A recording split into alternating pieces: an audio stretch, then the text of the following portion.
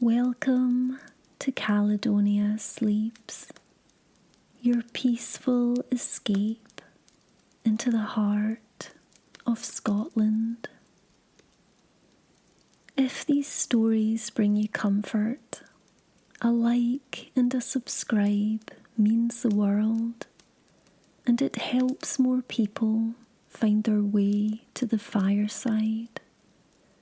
Drop a comment letting us know where in the world you're listening from tonight, and I'd love to know, what does Beltane feel like where you are in the world? So settle in, pull the covers a little closer, let the room grow still around you. It is the evening of the 30th of April, and the last light is fading from the sky over the hills. Not the cold fade of winter, but something slower and more golden. A spring evening, reluctant to darken. Below the hills, in the valleys and the glens, cattle are moving. You can hear them, just barely, their low sound carrying on the still air.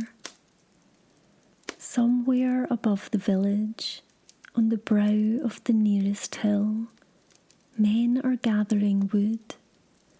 Not just any wood, specific wood, gathered with care, carried at some effort to this particular place on this particular night.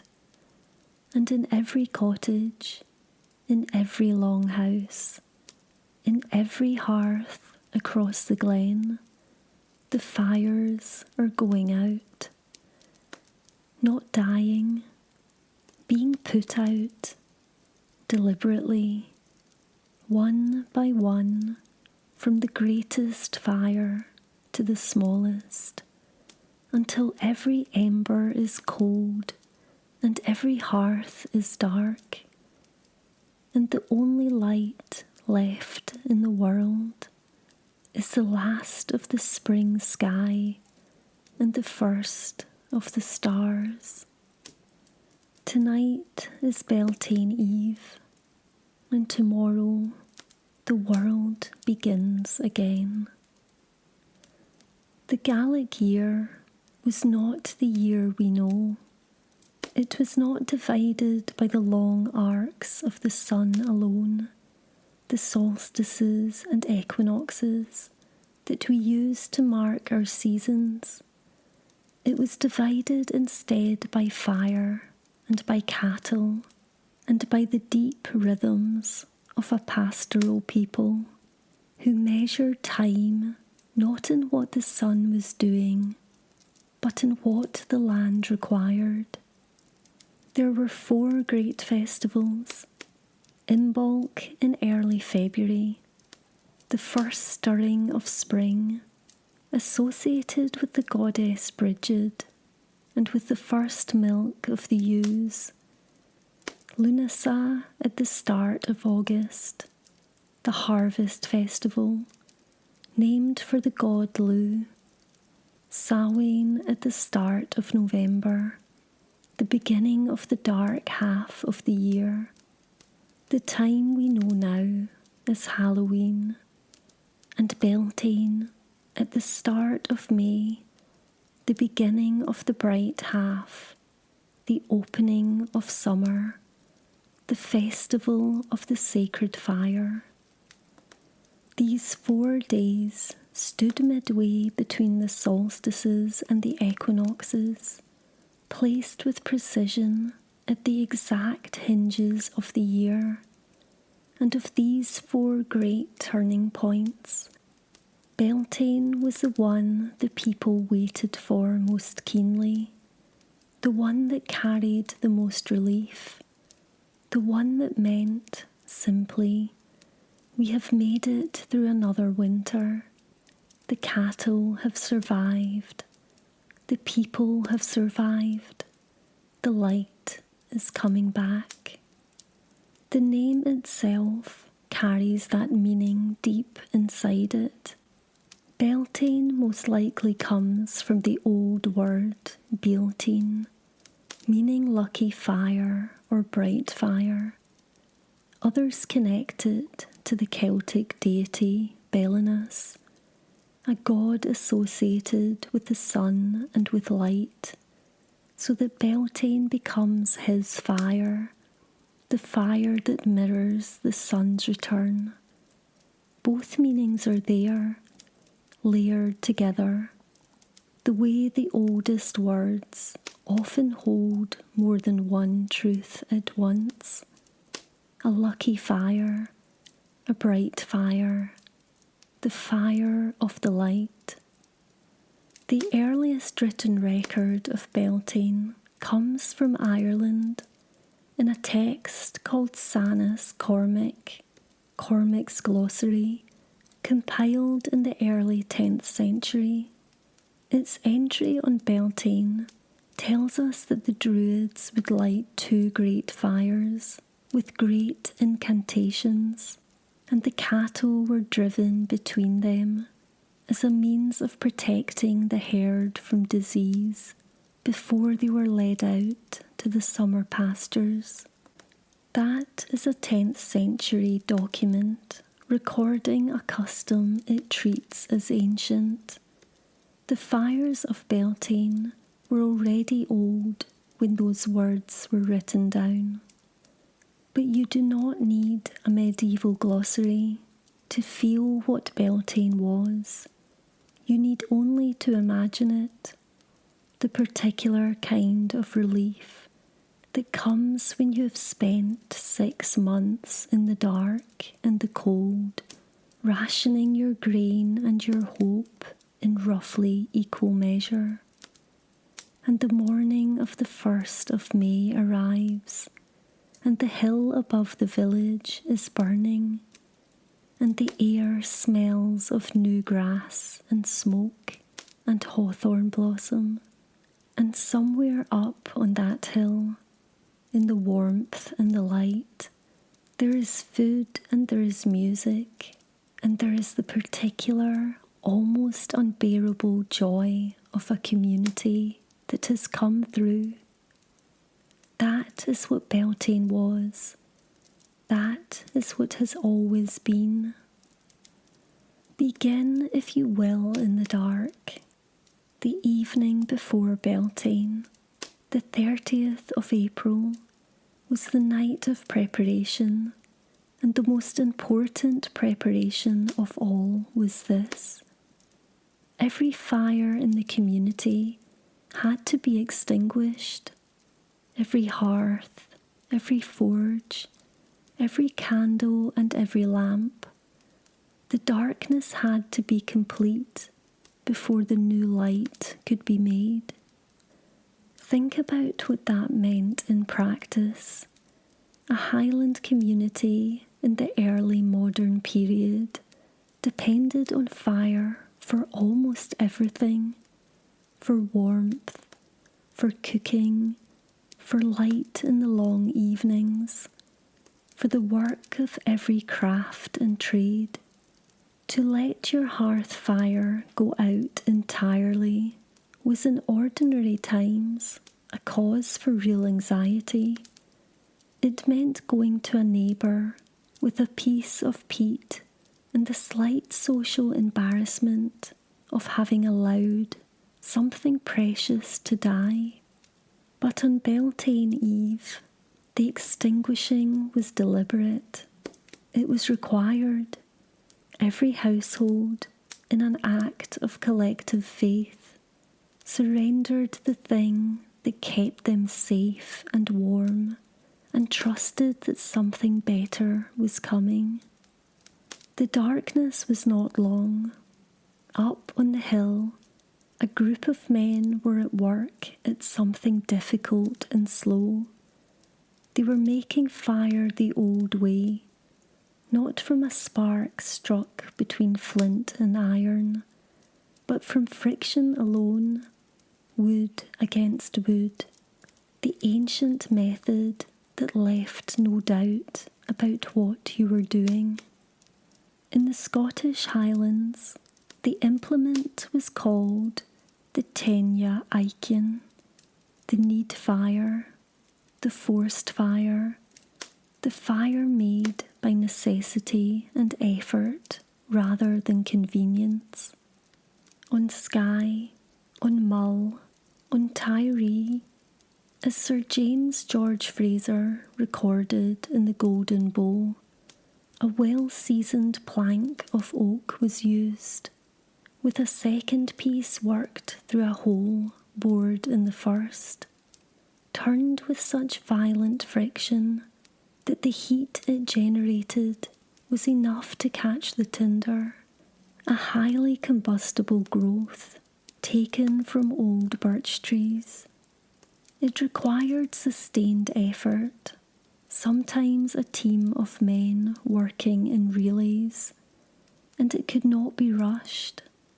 The fire came when it was ready, not before. When at last the first tendril of smoke rose, when the ember caught and the tinder began to glow, that moment had a quality that no ordinary fire lighting could ever carry. This fire had been made from nothing, from cold wood and human effort. Light had been coaxed back into a dark world. Fraser recorded that this fire had the appearance of being immediately derived from heaven, and standing there on the hilltop in the last of the spring dark, with every hearth in the valley cold below you, it must have felt very much like that. From the need fire, 2 great bonfires were lit, and then the people came. They came up the hill from the darkened village below, and they brought their cattle with them, and between the twin fires, through the heat and the smoke, through the light and that first light of the new season, the animals were driven, again and again, back and forth, the cattle passing through the smoke that rose between the flames, and the people passing too, running and leaping, letting the fire's breath move over them. The smoke was not a hazard to be endured. It was the point. It was a purification, a protection, a blessing carried in heat and light. The same logic that salts meat to preserve it, or burns to a field to renew it. What the smoke touched, it made clean. What it did not touch remained at risk. And when the ceremony was done, when the cattle had passed through and the leaping was over and the feast had begun, each family took a piece of the need fire home, a lit torch, a glowing ember carried carefully in an iron pan, a brand to be walked back down the hill and used to relight the cold hearth below. Every fire in the community would be rekindled from the same source, from that one flame made by friction on the hill above, on this one night, connecting every household to every other in a chain of shared light. You and your neighbour and the family 3 farms away were all that night burning the same fire. There's something in that image that stays with you. Beltane was, before anything else, a festival for people who kept cattle. It is worth pausing in that, because it shifts everything about how you understand the day. The academic calendars we use now, with their solstices and their sowing seasons, map a different kind of life onto Beltane than the one it actually emerged from. Sir James George Fraser noted that the festivals of Beltane and Samhain are of little importance to European crop growers, but of great importance to herdsmen practicing seasonal movement. He was right. Beltane was not primarily about the planting of seeds. It was about the opening of the high pastures. It was about the cattle going up. In the Scottish Highlands, this movement had a name and a shape that structured the entire year.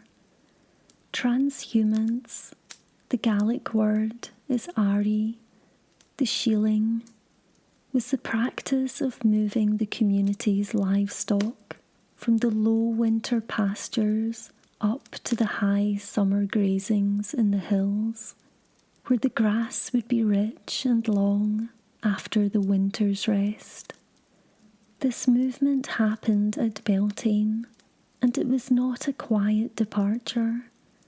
It was a great upheaval, a seasonal migration that took the women, the young people, and the herds up into the hills for the summer months, leaving the men behind in the valley settlements to tend the crops.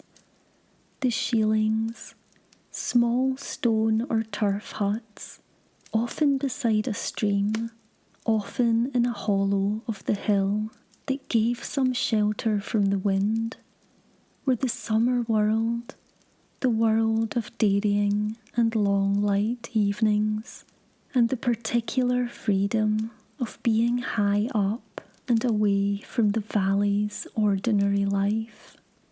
Many Scottish Gaelic songs were made in the shielings, songs of the high pasture, songs of the milking, songs of courtship in the long summer evenings when the young men came up from the valley to visit. There is a whole strand of Gaelic poetry that belongs entirely to that summer world, and it begins always at Beltane. But before the cattle went up, they had to pass through the fire. Thomas Pennant, an English naturalist who toured Scotland in 1769, recorded what he saw at a Beltane gathering in Perthshire, and his account is one of the richest we have. On the 1st of May, he wrote, the people gathered on a hilltop and cut out a round trench in the turf, leaving a raised platform of earth at the centre. On that platform, they built a fire, and on that fire, they cooked. They prepared what Pennant called a caudle, a warm mixture of eggs, butter, oatmeal and milk, enriched with beer and whiskey, each member of the company having contributed something to the pot. The rites began with a libation. Some of the caudle was poured on the ground, an offering to the land or to whatever powers were being honoured that morning, and then each person took up a cake of oatmeal. This cake, the Beltane bannock, was made in a specific way.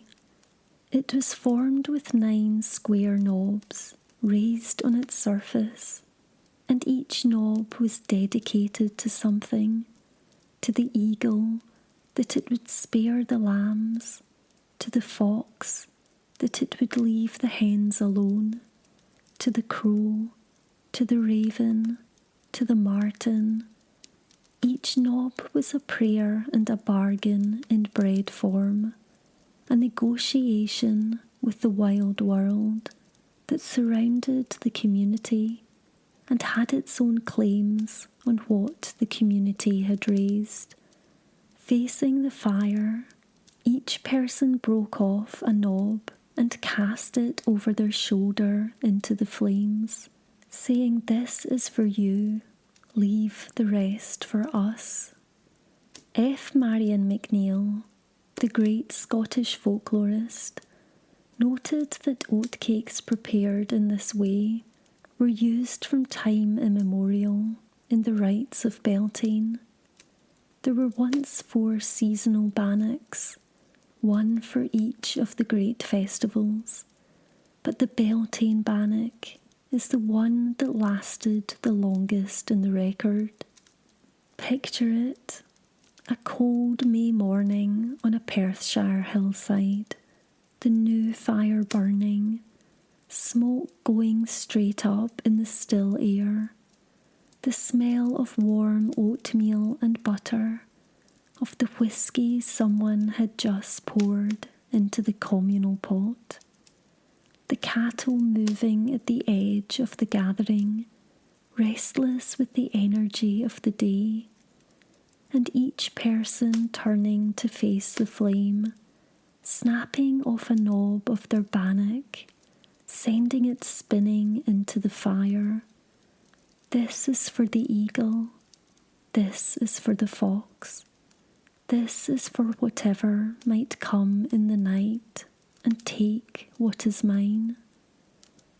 It is protection through the logic of acknowledgement, not denying that the wild exists, not building walls against it, but recognizing it, addressing it directly, offering its portion in the hope that generosity might be returned.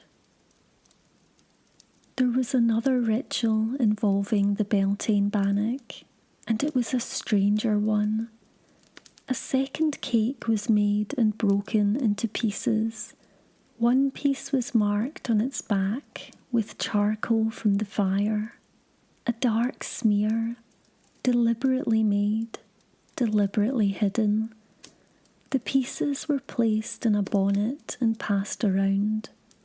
Each person drew one out, and for a moment all eyes dropped to what they held. Most pieces were clean, one was black. The person who held the blackened piece was the Cailleach Beltane, the hag of Beltane, the sacrifice. That name alone tells you something. Cailleach, the old woman, the winter spirit, the one who must be overcome for summer to arrive. To become the Cailleach Beltane was to stand in for something old and necessary, the thing that winter does to us, the part of us that the fire must consume before the new season can begin. What happened next is recorded in some detail by Fraser in the Golden Bowl. Some of the company laid hold of the person who had drawn the blackened piece and made a show of putting them into the fire. Others intervened, rescued them, pulled them back. In some places, Fraser wrote, they laid the person flat on the ground, making as if they would quarter them. The ceremony had the quality of a trial survived, a death enacted and then reversed. And for the rest of that day, the Cailleach Beltane was spoken of as though they were dead, mentioned in the past tense, referred to as the one who perished. As the day went on and the mood lightened, they were pelted with eggshells, a gentle, undignified ending to a ritual that had begun in something older and heavier. Scholars are careful about what they make of this. Fraser, writing in 1922, was certain it was a relic of actual human sacrifice. More recent historians are more cautious. noting that what we can document is the mock sacrifice and nothing more, and that the ritual may always have been symbolic, a way of performing the death of winter, of releasing the year from what it had been before. Anne Ross, in Folklore of the Scottish Highlands, notes that in earlier times sacrifices and offerings were made at Beltane, with the rituals followed by rejoicing of all kinds, and that in later centuries these gave way to token offerings. Whatever its origins, by the 18th century it was clearly a communal drama, frightening enough to be meaningful, and safe enough to end in laughter and eggshells. There is something in that balance, between the serious and the festive, between the ritual darkness and the daylight feast that followed, that feels very specifically Scottish.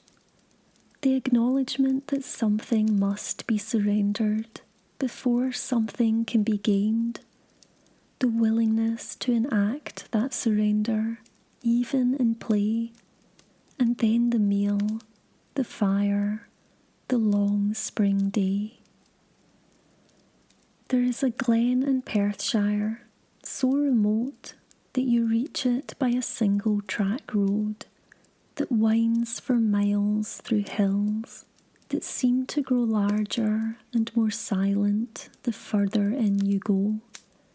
Glen Lyon is the longest enclosed glen in Scotland, and it carries in its landscape and its place names a weight of age that is difficult to account for in ordinary terms. At its entrance stands the village of Fortingal, where the oldest yew tree in Scotland grows in the churchyard, a tree estimated to be between 2,000 and 5,000 years old enough to have been ancient already when the Druids were new. Deeper in, the glen branches, and in one of those branches, in a high, empty valley north of Loch Lyon, there is a small stone shieling, a low hut with a turf roof, the kind of simple shelter that the women of the glen would have spent their summers in, dairying and spinning in the long Highland light. The hut is called Cailleach, the house of the old woman, and inside it, through every winter, lives a family of stones. They are not large stones. The tallest is under a foot in height. They are stream-worn water stones, smooth and dense, shaped over centuries by moving water into forms that suggest, just barely, a human outline. One of them, the largest, the one that stands at the centre, has what might be a feminine torso, a slim neck. This is the Cailleach herself. Beside her, the boach, the old man, her husband, and around them their children. Every Beltane, the stones are carried out of the hut and placed outside, facing down the glen. Every Samhain, they are brought back inside for winter. This ritual has been performed continuously, without record of interruption, for as long as anyone can say. The first published reference to the site appears in a Perthshire history book from 1888, which treats the custom as already ancient. But the origins go further back than that, into a period beyond documentation, beyond the reach of any archive. Folklorists believe the ritual may have been going on for thousands of years.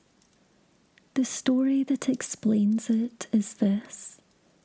Long ago, the Cailleach and her family came to the glen in a snowstorm and were taken in by the people who lived there.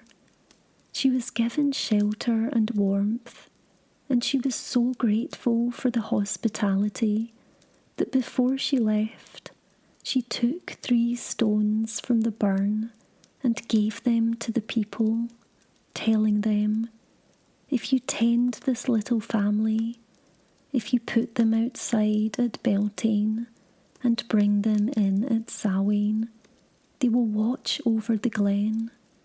The crops will not fail, the cattle will be healthy, the land will remain fertile." And so the people have done, year after year, Beltane after Beltane. The custodian of the stones in the modern era is the local gamekeeper who carries out the ritual each spring and autumn. He does not speak much about it to outsiders, and the community around him is protective of the site, wary of turning it into a destination for spiritual tourism, wary of anything that might disrespect the quiet seriousness of what is done there. The stones have been cared for through the Highland clearances, through 2 world wars, through every kind of upheaval that has reshaped this landscape and emptied these glens of the people who once filled them. Someone always remained, someone always remembered. What the Cailleach of Glen Lyon tells us about Beltane is this. Behind all the fire and the festivity, behind the drumming and the leaping and the great communal drama on the hilltop, there is this quieter thing, a commitment, a relationship between a community and its land, maintained through the smallest possible gesture. 2 stones, moved a few feet from inside a hut to outside it, that has been kept so faithfully and for so long that it has become simply part of how the world works. The glen remains fertile. The ritual is performed. These things are not separate. The local traditional storyteller Jess Smith, who spent much of her childhood in the area, said of the stones, "Water stones mould rather than break up or go jaggy, so they can take on the form of a human or an animal, and there is power in them." She spoke of drovers throwing meal and bread to the stones, or their cattle would get sick. Places like this, she said, are very important. They live within the part of our psyche where we keep a respect for the ancients. If the fire was the heart of Beltane, the flowers were its face. On the morning of the 1st of May, before the light was fully up, people went out into the fields and the hedgerows and came back with their arms full. Yellow flowers, primarily, primrose, gorse, marsh, marigold, the first blossoms of the rowan. These were hung at doorways and windows, tied to the heads of cattle, laid across the threshold of the byre where the animals had spent the winter.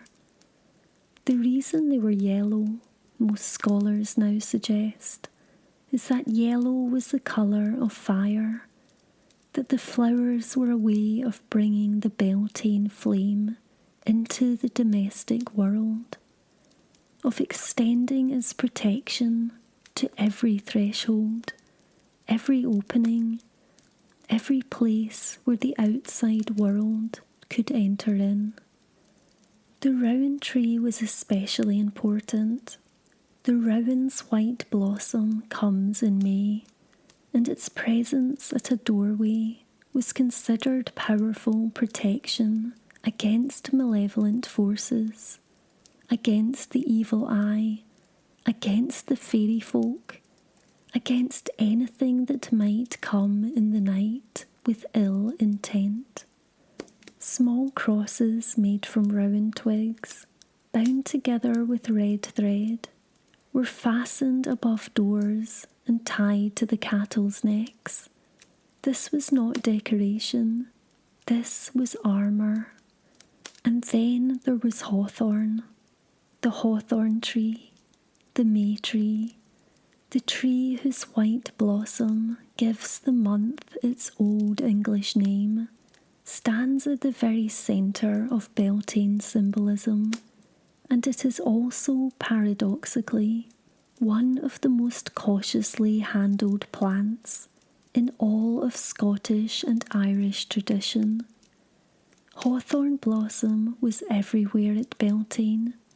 Young men went out in the early morning to cut boughs of it, to drape it over doorways and weave it into garlands. In the cities and boroughs of Scotland, processions were led with hawthorn.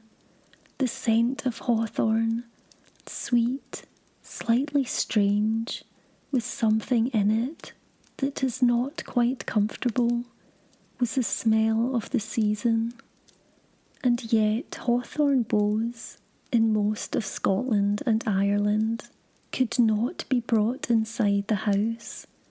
This was very widely known and very consistently observed. The hawthorn tree belonged to the Sidhe, the fairy folk. It grew along their paths, marked the entrances to their world, stood at the boundary between here and there.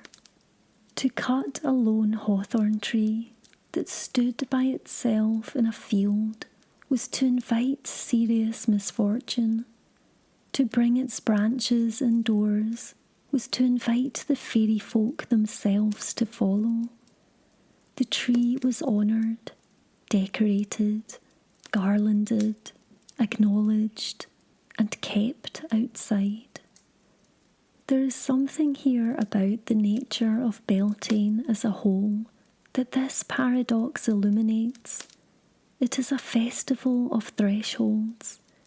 The whole of the 1st of May is structured around the crossing of boundaries, the boundary between winter and summer, between the low pasture and the high, between the human community and the wild world beyond it. And on days when boundaries are being crossed, the things that mark those boundaries must be treated with extreme care. The hawthorn stands at the edge. You can admire it there, you can decorate it there, but you do not bring it through. Yellow flowers at the door, rowan at the byre, hawthorn in the hedgerow, where it belongs. The world properly arranged, on the one day of the year when the arrangement truly matters. Beltane, like Samhain, was a time when the boundary between this world and the other world grew thin. You will know Samhain's reputation for this, the thinning of the veil, the stirring of the spirits, the need for protection and care on the dark November nights when the dead were close. Beltane carried the same quality, but in a different register. At Samhain it was the dead who moved through the opened boundary. At Beltane it was the Sidhe. The fairy folk were not absent during the rest of the year. They were present, always, in the hills and the lochs and the green mounds of the landscape. But at Beltane, they were active, moving, looking.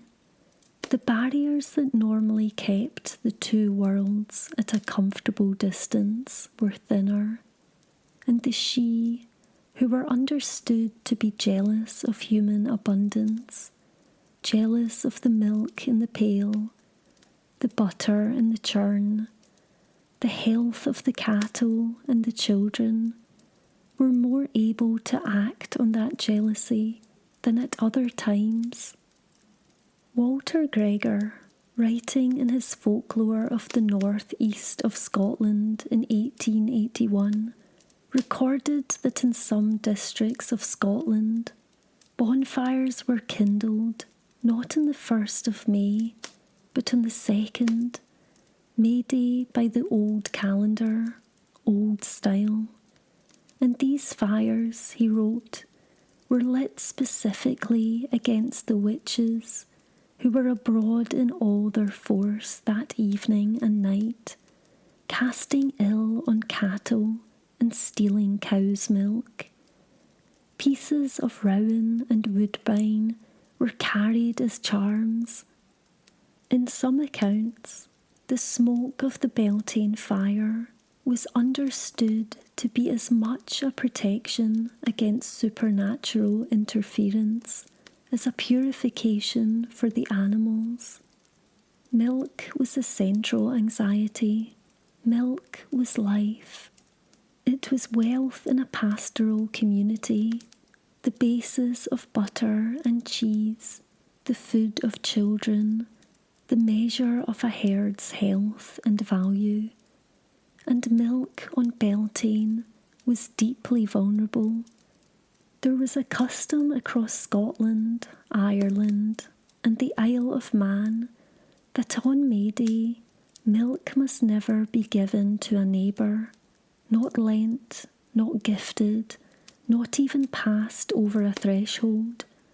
The fear was specific, that in giving milk to another household, you were transferring the luck of your own cattle to theirs, or worse, that the neighbour was not simply a neighbour, but was operating with fairy assistance, drawing your dairy's productivity through the gift. It sounds harsh, this closing of hands against generosity on the very day when the community was supposed to come together, but the logic was its own kind of care. Your household was your responsibility. What came with May Day belonged to you. For the children, the warnings were more vivid. Do not follow music that comes from inside a green hill. Do not eat food offered to you by a stranger on May Eve. Fairy food looks like ordinary food, and once you eat it, you will not be able to return home. Do not wander near a fairy mound after dark, especially not tonight, especially not when the light is long and beautiful, and the warmth is rising, and the whole evening seems to invite you to walk further than you planned. The hawthorn trees that stood alone in fields were given a wide berth, not because of any malice in the trees themselves, but because they were understood to stand on fairy paths, the invisible routes along which the she moved through the landscape. And anyone standing in a fairy path on Beltane Eve was standing in considerable danger. The tree was marked. It told you where not to linger. There is something in all of this that is easy to dismiss and harder to let go of once you have lived in a Highland landscape for any length of time. The fairy folk of Scottish tradition are not the small, winged, benign creatures of the nursery. They are powerful, proud, easily offended, genuinely dangerous. They want what you have. They will take a child and leave a changeling.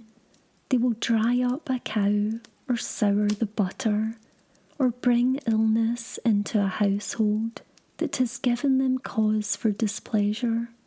And on Beltane, when the boundaries are thin, when the long light makes everything feel slightly more permeable than usual, they are closest of all.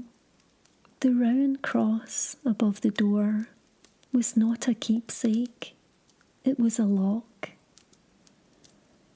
Now let us come for a little while into something lighter, because Beltane was not only fire and cattle and the careful management of supernatural risk, it was also the morning, May morning specifically, the dawn of the first day of May, when the world was just waking and the dew lay thick on every hillside, and something in the air felt, as it always does on that particular morning, unlike any other morning of the year. In Edinburgh, for hundreds of years, this feeling had a specific expression. On the morning of the 1st of May, thousands of people climbed the hills. Arthur's Seat, the great volcanic hill that rises above the old city, was the primary destination, but Calton Hill and Blackford Hill also drew their crowds, and what these people climbed the hills to do was this: they washed their faces in the dew. The May dew, the dew that had gathered on the grass overnight on the most auspicious morning of the year, was considered holy. It was said to carry beauty, to preserve youth, to bring good health and good fortune through the year. Women particularly made the climb. It was primarily a female custom, a gathering of young women in the pre-dawn dark, the long Edinburgh May dawn, climbing together to crouch in the wet grass on the hillside and press the cold dew against their faces. The Scottish poet Robert Fergusson wrote about it in 1773, and the custom was living, documented and practised in Edinburgh well into the 20th century. A report in the Evening Times from 1st of May 1968 described 2,000 people crowding the summit of Arthur's Seat on the morning of May the 1st, huddled together in the crisp, clear morning air. Think about that. Within living memory, thousands of people were climbing a hill in the dark before sunrise to wash their faces in the grass. Not in a remote Highland village, but in the middle of Scotland's capital city, within sight of the Waverley Station and the Scottish Parliament. The custom is a relic. The folklorists use that word honestly, not dismissively, of the Druidic festival of Beltane, when the dew of May morning was understood to be something set apart from ordinary water. The fairy folk were said to leave their blessing in the dew as they moved through the world that night.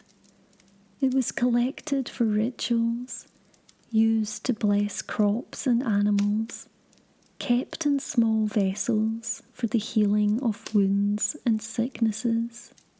And the women of Edinburgh climbed Arthur's Seat for it, in the dark, year after year for centuries, because something in the old knowledge of what that dew was had survived all the reformations and suppressions and modernisations that had tried to extinguish it. The gathering of the May dew is, in some ways, the most intimate of all the Beltane customs. It requires no community, no fire, no ceremony. It is just you and a hill and the cold, wet grass and the knowledge that on this particular morning the world is charged with something that is not there on any other morning. You do not need to be able to explain it. You need only to climb the hill before the sun comes up and to kneel down in the dew. Beltane did not last without a fight. The old festival had coexisted uneasily with Christianity for centuries, as the other great Scottish festivals had done, as Samhain had done, each one accumulating a Christian gloss over its older face without losing what was underneath. But from the Reformation onwards, the pressure on Beltane specifically became more intense. The fires on the hillsides, the leaping through the flames, the gathering of young people in the woods on May Eve to bring back branches of hawthorn in the early morning. All of this looked, to the newly reformed kirk, exactly like the paganism it was determined to eliminate. The Scottish Parliament passed an act in 1555 attempting to suppress the May Games, the processions and plays and misrule that accompanied Beltane in the boroughs.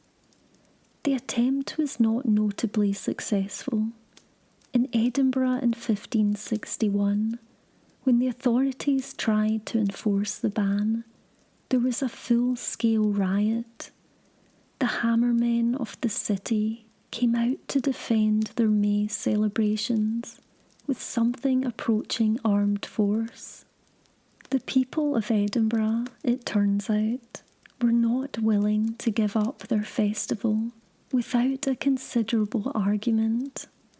In the countryside, the Beltane customs did not disappear so much as contract. The great communal fires on the hilltops continued in some places well into the 18th century. Thomas Pennant was observing them in Perthshire in 1769, long after the kirk had officially condemned them. But they moved inward, became more private, lost the civic and public character they had once carried. The kirk sessions recorded fines for fire lighting and for the old practices of Beltane. In some communities, people who participated risked being reported as engaging in pagan superstition, or worse. And yet, the fires continued, the dew was gathered, the cattle were walked through the smoke, the round cross went above the door, the bannock was baked, and the knobs were cast into the flame, and in Glen Lyon the stones were carried out of the shieling and placed facing down the glen, as they always had been for as long as anyone could remember. The suppression drove the custom underground, made them a matter of family practice and whispered knowledge, rather than public celebration. But it did not extinguish them. The old fire was banked, not cold. There is a particular stubbornness in this that is worth sitting with. The people of the Highlands and Islands, and of the Scottish boroughs, had very good reason not to engage in practices that the authorities condemned. The consequences could be real and serious, and yet they kept their fires, their dew, their stones, their rowan crosses, not defiantly, not performatively, but quietly, domestically, because these things were part of how you looked after what mattered to you, because the knowledge of what the 1st of May required had been passed down from hand to hand, and mother to daughter, and keeper to keeper, across enough generations that it had become simply knowledge of how the world worked. You light the fire, you move the stones, you climb the hill in the dark. In the spring of 1988, a small group of people gathered on Calton Hill in Edinburgh to light a fire. There were perhaps 50 people watching, 5 performers, a bow drill, a hazel spindle against a pine board, the ancient method, the friction that makes fire from nothing.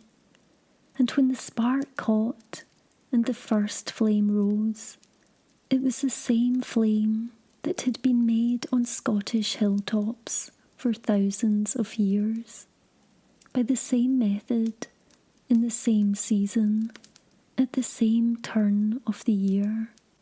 The revival was led by Angus Farquhar, then a member of the experimental music collective Test Department, who had the idea of bringing Beltane back to Edinburgh, not as a museum piece or an academic reconstruction, but as a living thing, a community gathering that would take the old festival seriously without pretending to be the old festival.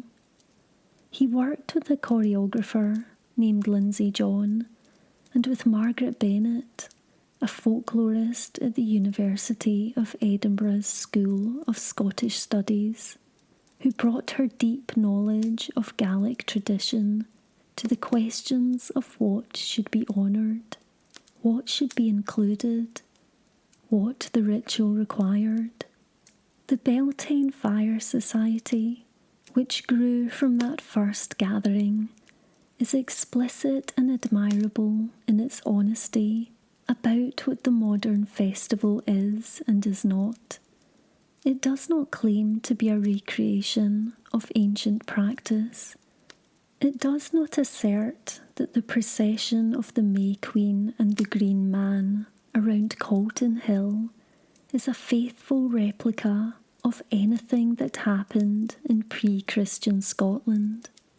It is a living reinterpretation, a modern community's attempt to take the spirit of the old festival and find a form for it that belongs to now, while honouring what came before. And it grew from 50 people in 1988 to several hundred in the early 90s, to roughly 10,000 by 1999. The festival now takes place every 30th of April on Calton Hill, with more than 300 volunteer performers and audiences that sell out in advance.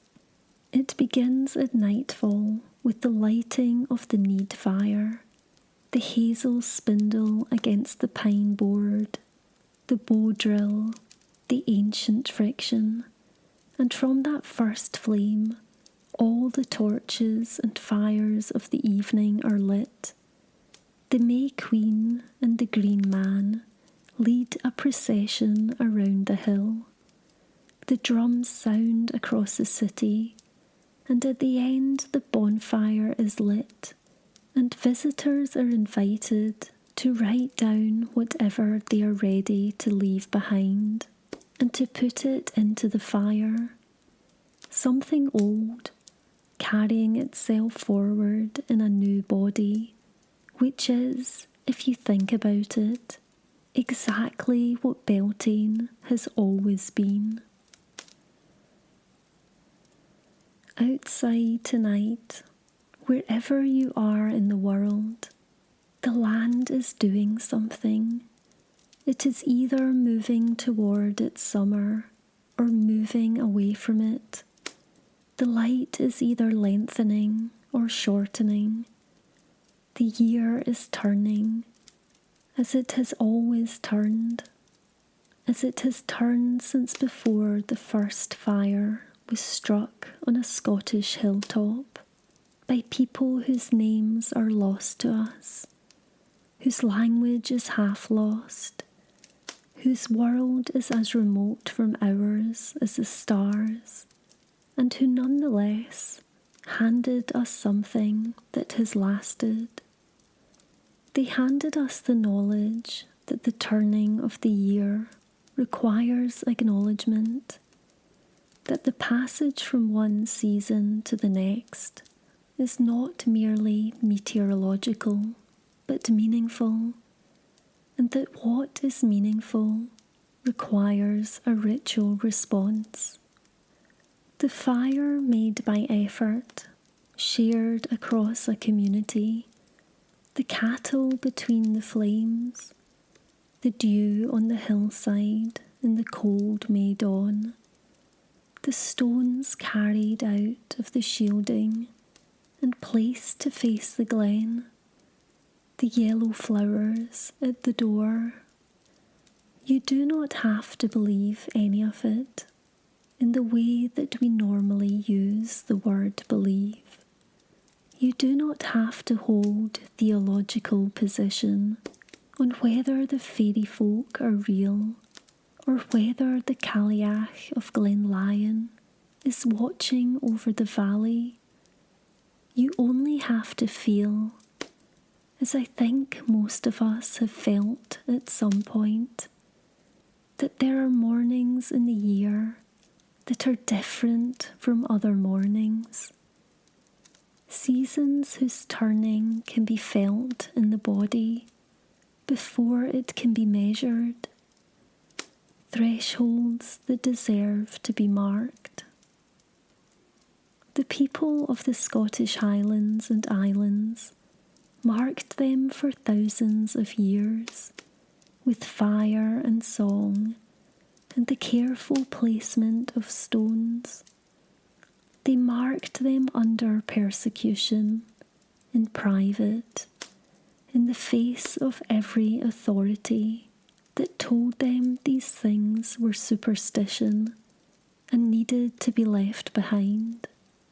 And something of what they knew, what they kept, has come through to us in the dew on Arthur's seat, in the stones in Glen Lyon, in the fires on Calton Hill, on the last night of April, in the stubborn, continuing knowledge that the 1st of May is not quite an ordinary day.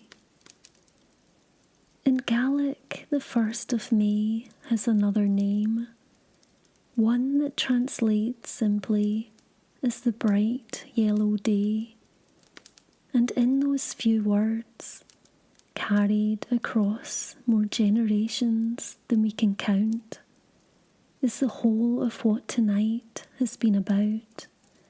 Brightness, warmth, the specific, almost fierce joy of a world that has come through the dark and found the light on the other side. Let that be the last image you carry into sleep tonight. Not the fire exactly, though the fire was the heart of it. Not the cattle or the bannock or the hawthorn or the dew, though all of those things were part of it. But the feeling that underlies all of it, the feeling of standing on a hillside on the first morning of summer, with the new fire burning and the smoke rising into a pale sky, and knowing in your whole body that something good is about to begin. Rest well. Let the year turn as it has always turned. Let the bright half of it carry you gently for a while. And if these stories from the fireside have been good company tonight, a like and a subscribe truly does help more people find their way here. Thank you, as always, for listening and for bringing a little bit of Scotland's old world with you, wherever in the world you are. Good night from the fireside. Good night from Scotland. Good night.